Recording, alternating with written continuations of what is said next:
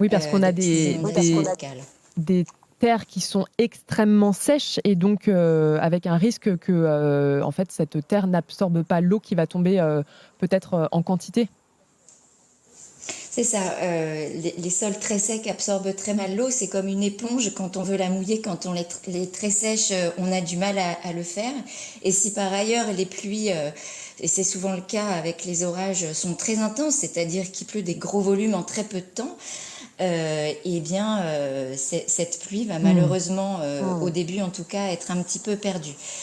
Alors je le disais C'est le cet été, paradoxe de l'alternance sécheresse-crue finalement. bien sûr. Je le disais, cet été 2022 est marqué par d'importantes vagues de chaleur.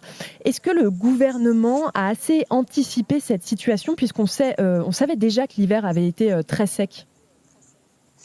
Oui, je pense qu'il n'y a pas quand même trop à blâmer. Enfin, disons, tout ce qui était prévu réglementairement pour faire face aux sécheresses, il me semble, a été mis en place au bon moment.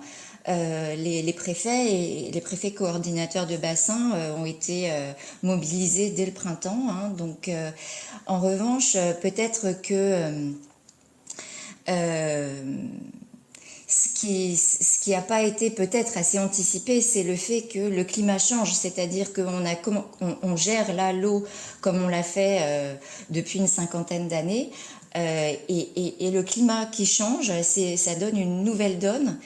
Et c'est à ça, je pense, que les pouvoirs publics vont devoir s'atteler assez prochainement pour éviter que des situations comme celle de cette année, qui est totalement exceptionnelle, mais Et était, qui va se reproduire, qu'on puisse gérer mieux l'eau dans ce genre de situation. était exceptionnelle, mais une sécheresse qu'on est amené à revivre. On va devoir s'y habituer.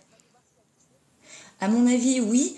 Le réchauffement climatique nous condamne en fait à ce genre de sécheresse.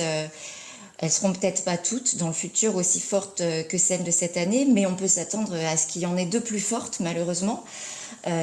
Donc qu'elle commence plus tôt, qu'elle dure plus longtemps. En termes d'étendue, c'est difficile de faire pire que cette année, hein. Mmh. Tous les départements sont soumis depuis quelques jours à des arrêtés de limitation des usages de l'eau.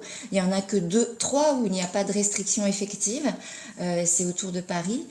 Et il y a 74 départements en crise, même en fin d'année, même en fin de saison sèche, en septembre en 2019, il y en avait moins que ça. Donc là, c'est vraiment une sécheresse très, très extrême, c'est un record.